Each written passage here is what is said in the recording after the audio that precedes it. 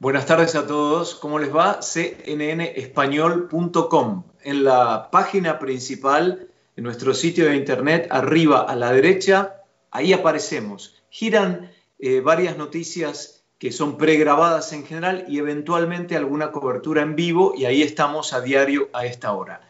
Yo todavía no lo veo porque tiene un minuto más o menos de delay, así que le voy a dar refresh. Si no lo ven ustedes, tampoco, denle refresh y ya va a aparecer.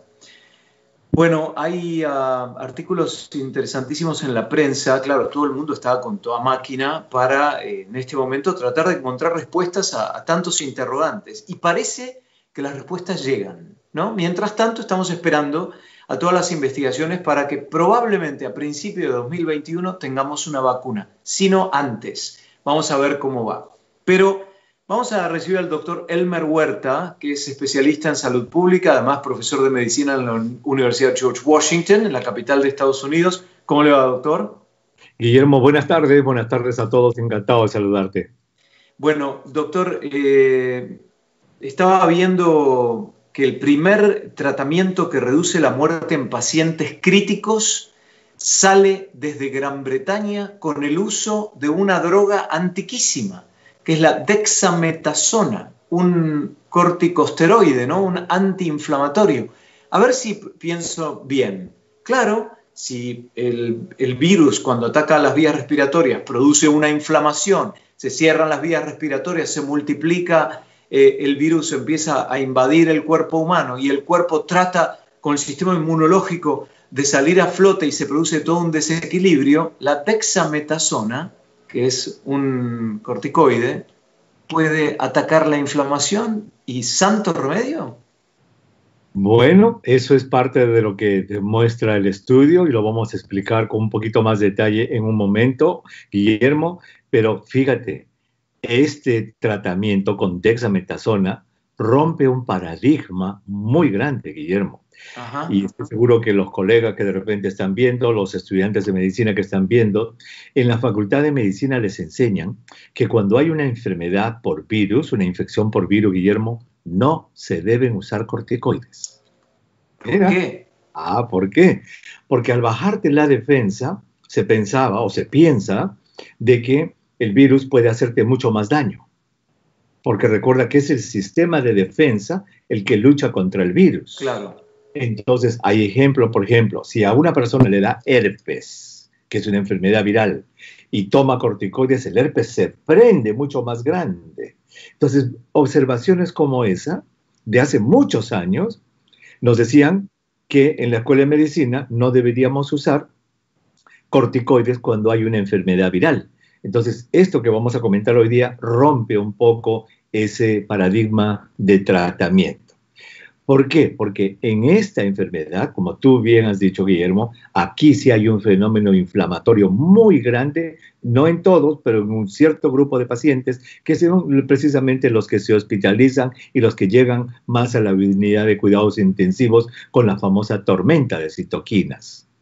Entonces, es a través de ese mecanismo, en este grupo de pacientes, y estoy seguro que esto lo van a refinar más todavía, es en que se ha logrado que la mortalidad disminuya.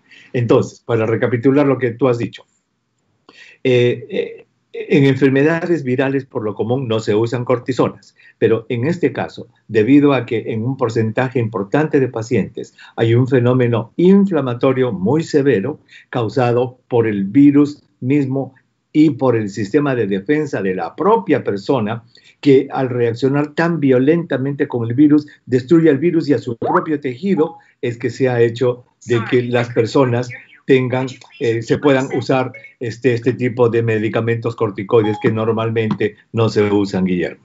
Estaba viendo el número de muertes que se podrían haber evitado, ¿no? Porque estamos hablando en pacientes críticos o pacientes graves, los que están ya con respirador artificial, por lo menos es lo que se demostró en Gran Bretaña. Y yo leí que se podrían haber evitado, si se hubiera aplicado el corticoide desde el principio en estos casos, alrededor de 5.000 muertes en Gran Bretaña. Ahora, si el paciente está en ese estado, con la máquina que respira mecánicamente por él, me imagino que para la administración de un corticoide, en este caso, debe tener que tener la autorización de un familiar, ¿no? Porque la persona no está consciente, ¿o sí? Por supuesto, es más, todos los más de 11.000 pacientes que han participado en esta investigación, por disposición de lo que se llaman los protocolos de investigación, todos firman.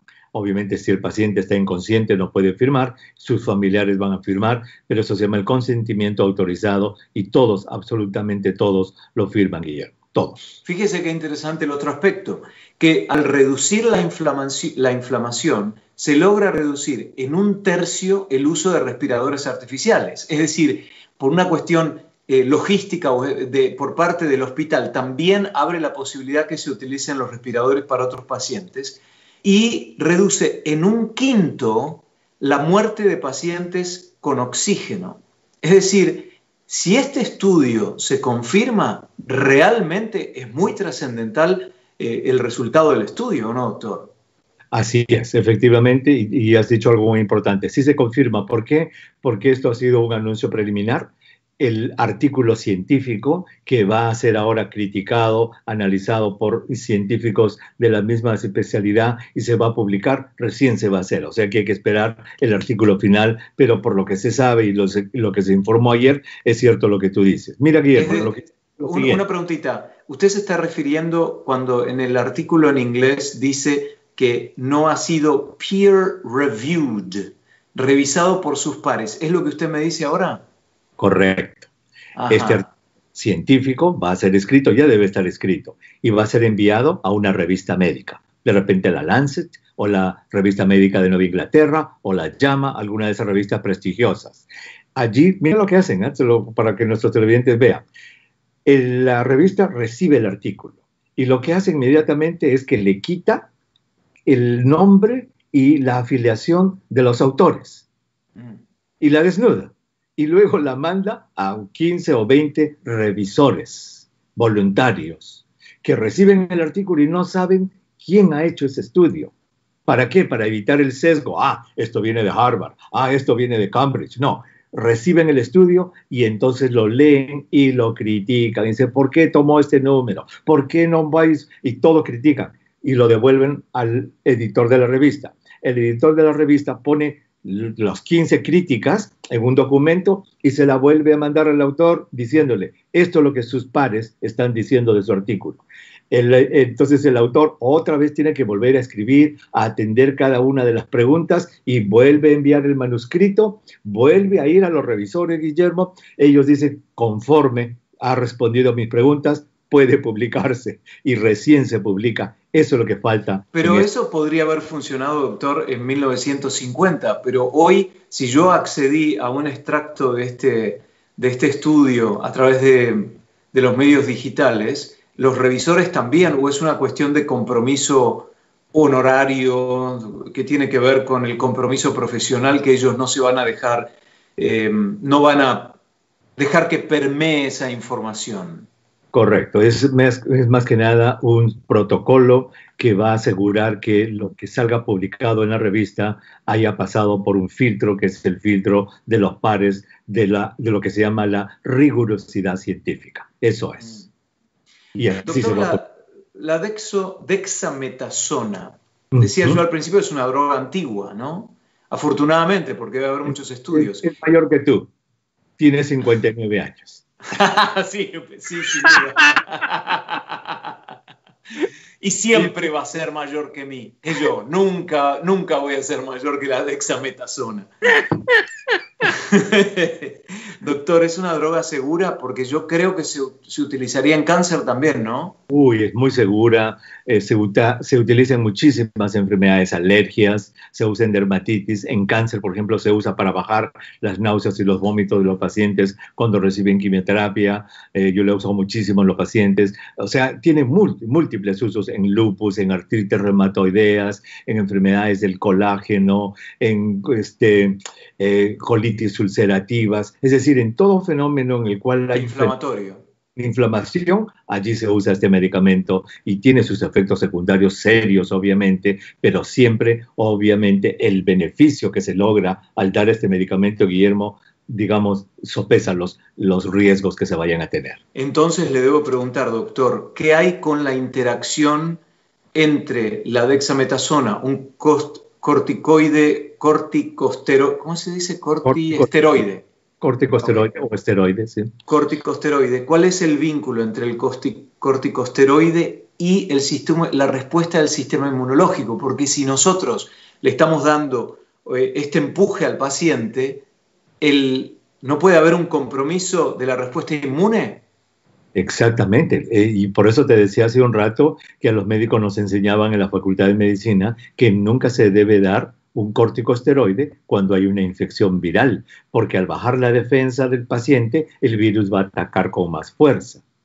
En este caso, se da, ¿por qué? Porque está ocurriendo una superreacción del sistema de defensa del paciente, que en su afán de librarse del virus está destruyendo los propios tejidos. Entonces tengo que bajar la respuesta del sistema de defensa con el corticoide. Esa es la tormenta de citoquinas. De citoquinas, perfecto. Doctor, entonces, no es un detalle menor pensar que se aplicó en casos críticos o graves. Y hay que dejar bien en claro que no estamos hablando de una infección con COVID-19 normal, sino grave y bajo respirador artificial. Así es. Vamos a aclarar este punto porque es importante, Guillermo. Mira, el estudio comparó más de 2.000 personas con COVID-19 con 4.000 personas, más de 4.000 también, que también tenían COVID-19. ¿Cuál era la diferencia? Estos 4.000 pacientes estaban recibiendo lo que se llama el cuidado habitual, que consiste en que ingresan al hospital y reciben sus medicinas naturales para sus síntomas, hidratación, alimentos, pero no reciben nada más. Eso se llama cuidado habitual. Y los pacientes estuvieron divididos en 3 grupos.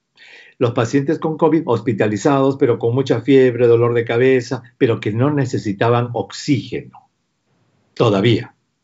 Otros que también estaban muy enfermos, pero que necesitaban oxígeno con máscara. Eso sí, necesitaban oxígeno, un poquito más enfermos. Y el tercer grupo, que sí estaban enfermos en la unidad de cuidados intensivos, ya con oxígeno a presión e intubados muchos de ellos, ¿verdad? Entonces, 3 grupos de pacientes comprendían estos más de 2.000 pacientes.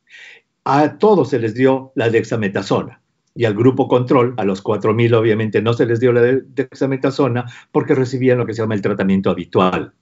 Y allí es donde se ha comprobado entonces el efecto de la dexametasona. ¿Por qué?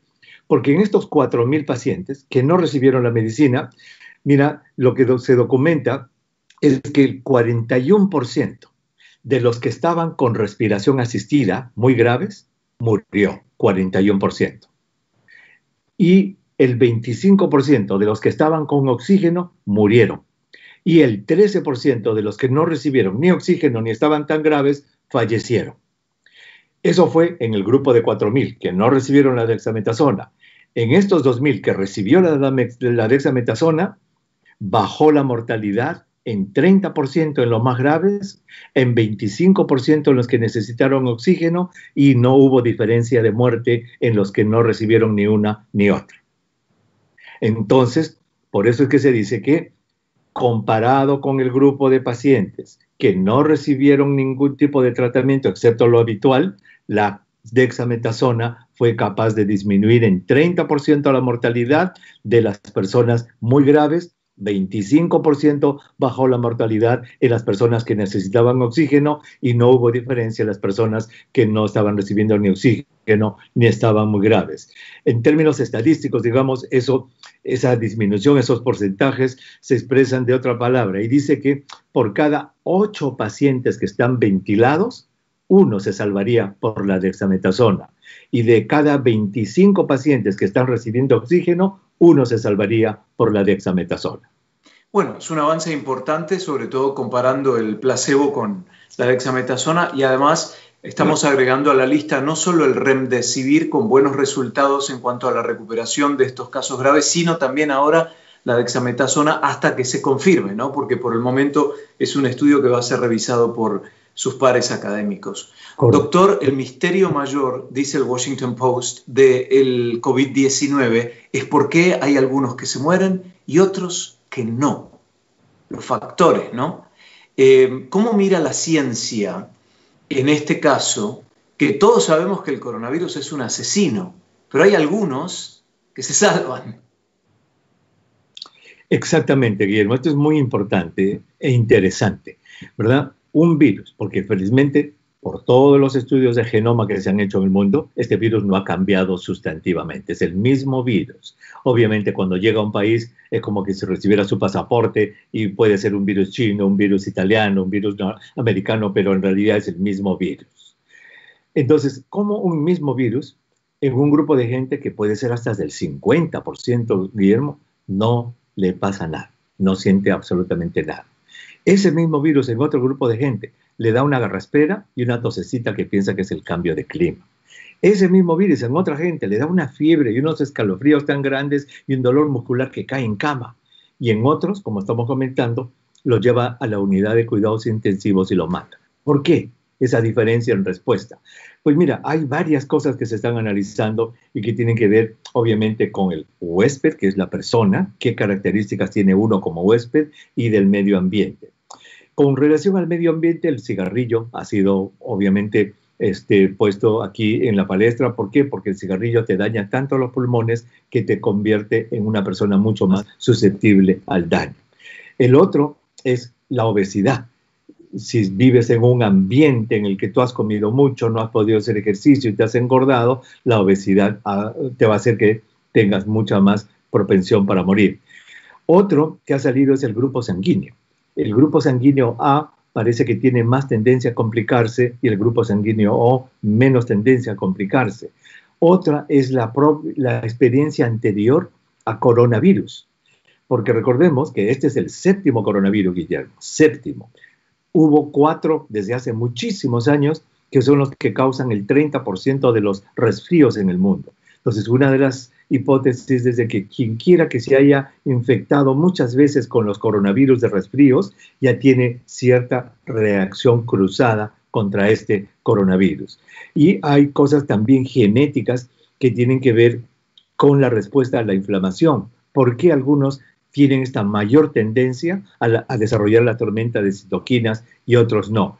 Entonces, hay algunos puntos que estamos empezando a aprender, nada definitivo, pero agrega, como tú has leído el titular, ese misterio de por qué algunas personas responden de manera diferente frente al mismo patógeno que es el virus. A mí me dio muchísimo interés este tema porque yo soy grupo A, factor RH positivo, ¿no? Mi papá era 0 o negativo. Y yo dije, cuando dijeron lo del grupo sanguíneo y dijeron que el A era más proclive, dije, me tenía que pasar a mí. Pero hay algo de las proteínas que podría ser parte de la ecuación, ¿no? A ver si está bien como lo entendí. ¿En determinado grupo sanguíneo hay determinada presencia de proteínas? Bueno, lo que pasa es que ¿por qué uno es del grupo A, otro es del grupo 0, otro es del grupo AB? ¿Por qué? Porque eso es genético. Y esa genética es consecuencia de que tienes, obviamente, genes que están fabricando unas proteínas que hacen que tus glóbulos rojos tengan esa característica de ser A, B, AB o 0. Entonces, a eso se refiere que la genética está dictaminada siempre por proteínas que son producidas por estos genes y son los que van a determinar, en este caso, el grupo sanguíneo. ¿Y por qué aparecen, según el estudio, 22 proteínas consistentemente en aquellos pacientes que tenían un caso de coronavirus muy severo, ¿no? ¿Por qué la palabra proteína cuando sabemos que el virus está recubierto justamente por una proteína, ¿no? A ver, mira qué interesante tu pregunta. El doctor Francis Collins, quien es el director del NIH, escribió un artículo interesante que trata sobre una, digamos, disciplina que se llama, Guillermo, la proteómica. Mira que esto es interesante, proteómica. ¿En qué consiste la proteómica? Por lo que te acabo de decir hace un rato, tu composición genética es la que va a decidir qué tipo de proteínas vas a tener tú en tu sangre, porque los genes trabajan formando, fabricando proteínas, que son las que van a hacer el trabajo. O sea, el gen es como el plano, el plano maestro, ese es el gen, el manual de instrucciones. ¿Para fabricar qué? Proteínas, y la proteína va a hacer el trabajo. Entonces, las proteínas que tú tienes en tu sangre son consecuencia del plano maestro de tus genes que tienes en tus cromosomas. Entonces, esta ciencia, esta disciplina de la proteómica, está desde hace ya varios años, unos 10 años, 15 años, tratando de ver, Guillermo, si en una gota de sangre hay una cierta fórmula de proteínas que explique tu enfermedad. Por ejemplo, hay interesantes investigaciones de proteómica en el cáncer de ovario, en el cáncer de páncreas, como para que se use como un método diagnóstico. Entonces, mira la idea, es que con una gota de sangre, analizando las proteínas que tú tienes, se diga, mire, señor, usted tiene tendencia a tener cáncer del páncreas por estos marcadores proteómicos. Entonces, lo que escribe el doctor Collins en su artículo es que se está tratando de hacer lo mismo, es decir, de buscar una cierta fórmula de proteínas que pueda decirle a Guillermo Arduino, Guillermo, según el análisis proteómico de tu sangre, tú no tienes que preocuparte por el COVID-19, porque si te da, tú no vas a reaccionar mal. Señor Elmer Huerta, cuídese de este virus, porque según el análisis proteómico de su sangre, si le da a usted se va a complicar mucho. Eso es. Entonces lo que usted me está diciendo también, doctor, es un poco conectado con la medicina genómica. Y también cuando hicimos los análisis de ADN para ver los familiares que tenemos, que yo chequeo a diario, ¿no? Podemos encontrar, yo cuando voy al médico y me dice, ¿hay antecedentes de diabetes en su familia? Bueno, ahora la gotita de sangre lo puede responder por mí. ¿Por qué entonces no se estudia qué es lo que pasó en Italia y en España con el coronavirus, este último, el COVID-19, y ver si hay una relación muy, muy alta entre la medicina genómica y la respuesta del cuerpo para poder verlo a nivel de nuestra herencia, ¿no? De genes? ¿No se podría hacer? Sí, y esto que te ha comentado este artículo del doctor Collins entra en ese terreno. Porque así como te he descrito la proteómica, que es el análisis de proteínas en tu sangre, que es consecuencia de los genes que tienes, porque los genes son los planos maestros, pues existe la genómica, que no estudia las proteínas, sino los genes, es decir, estudia los manuales de instrucción, los genes. Entonces, ambas disciplinas obviamente son complementarias, porque si yo estudio bien la genómica, los planos maestros, los manuales de instrucción, los genes que van a fabricar las proteínas, y estudio las proteínas en la sangre, la proteómica, entonces genómica y proteómica se pueden combinar y puedo tener una correspondencia. Entonces, a la larga vamos a tener una respuesta, ¿no? Si hay un vínculo entre el tipo de sangre y la respuesta del cuerpo frente al virus. Correcto. Entonces, esas son las proteínas que se quieren descubrir para que con una gotita de sangre a una persona le evalúen su riesgo de complicarse, en este caso de COVID-19. Claro. Pero como te dije, también se está haciendo eso para ver si algún día con una gotita de sangre te pueden decir si vas a tener cáncer de páncreas, o si vas a tener, o vas a tener diabetes, algún tipo de enfermedad. Pero fíjese que categórico el estudio, ¿no? Que dice que el gen ABO, que determina el tipo de sangre que uno tiene, los investigadores encontraron que los pacientes que tenían sangre grupo A tenían un 50% de riesgo mayor de necesitar oxígeno o respiración mecánica, mientras que aquellos que tenían sangre tipo 0 estaban con una protección parcial. No dice exactamente cuál es el número, pero sí está diciendo que los que tenían tipo de sangre A enfrentaban un 50% de riesgo mayor. Es decir, ya no solo lo estamos viendo como posibilidad, sino respuestas categóricas en estos estudios. Exactamente, ya se está viendo, se está tratando de cuantificar, eso se llama cuantificación del riesgo. Y eso es parte de lo que se llama, Guillermo, un algoritmo de riesgo. ¿En qué consiste esto? En que, ojalá que lo hagan pronto, van a decir, a ver, Guillermo, usted deme su edad, vamos a hacerle un análisis de sus genes, su genoma, vamos a hacerle un análisis de su proteómica, de las proteínas de la sangre, y allí, en base a eso, te van a, digamos, determinar un riesgo, y te van a decir, como dije hace un rato, señor Arduino, mire, usted ni se preocupe, no tiene mucho riesgo, está en 5%, el otro tiene 70%, es decir, allí se va a poder cuantificar de acuerdo a ese algoritmo de tu genómica y tu proteómica. Un tema que quería revisitar es la supervivencia del virus sobre las superficies, si se ha elaborado un poco sobre ese tema. Y por otro lado, el otro asunto era de los asintomáticos, que me sigue dando vueltas por la cabeza, que aparentemente los asintomáticos no tienen la gran posibilidad de contagiar, aunque por las dudas hay que mantenerse a distancia. Eso está en pleno estudio. Esta semana sale un artículo interesante, Guillermo, en los anales de medicina interna. El autor de esto es un doctor norteamericano que se llama Eric Topol. Muy interesante este artículo porque él lo que ha ido a hacer, más que un artículo científico, es una especie de revisión del tema, en la que recurriendo a múltiples, digamos, episodios en los que se ha detectado mucha gente asintomática, reúne los datos y da un retrato de quién es el asintomático.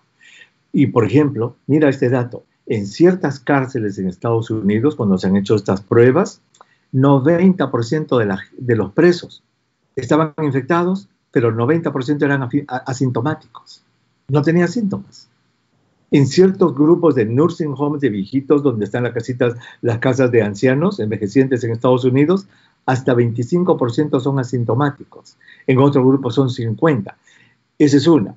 En una de estos grupos, en el del Princess, el crucero, ¿te acuerdas? El Princess Diamond, ¿no es cierto? Sí. Allí, ese fue un ejemplo increíble, fue un laboratorio andante ese crucero, porque todo el mundo quedó encerrado. Allí han documentado, Guillermo, algo muy interesante. Es de que creo que es el 50% de los asintomáticos, cuando se les hizo radiografías de pecho y CAT scans, tenían evidencia de daño pulmonar. Mira. Entonces, lo que nos falta, y va a venir, estoy seguro, porque esta es una primera revisión la que se ha publicado, es que quizás de aquí a unos 6 meses, en este semestre que viene, alguien ya debe estar recolectando los datos para que nos digan, Guillermo, y lo estaremos diciendo aquí para nuestros seguidores, lo siguiente. Hemos seguido a 2.500 asintomáticos. Estas son sus edades, estas son sus características, estas son sus análisis de sangre, estas son sus radiografías, y lo que hemos encontrado ha sido esto. Ese estudio todavía no existe y todo el mundo lo está esperando, porque ahí se va a responder lo que tú dices. Si han contagiado o no han contagiado, si han tenido daño en su cuerpo o no, si se han vuelto a reinfectar o no. Todos esos datos no los conocemos en este momento. Evidentemente es un esfuerzo interdisciplinario y se están acomodando lentamente todas las partes de esta ecuación, pero hasta que no haya una vacuna, lo único que queda es seguir investigando, tiempo y las 3 herramientas que nosotros tenemos: distanciamiento social, higiene personal y mascarilla cuando estamos en lugares cerrados. Por ejemplo, yo tengo que ir al quiropracta hoy y voy a ir con máscara porque es un lugar cerrado, ¿no? Pero al entrar y al salir ya hay protocolos que se han establecido. Doctor, son las 4 de la tarde. Gracias por acompañarnos, el doctor Elmer Huerta, profesor de medicina de la Universidad George Washington, y lo seguimos en su podcast en cnne.com, aquí mismo, o también en la plataforma de podcasts que ustedes elijan. Gracias, doctor. Chao, Guillermo. Hasta la próxima. Gracias, Elmer. Chao. Y hasta la próxima a ustedes también. Mañana a la misma hora. Un abrazo.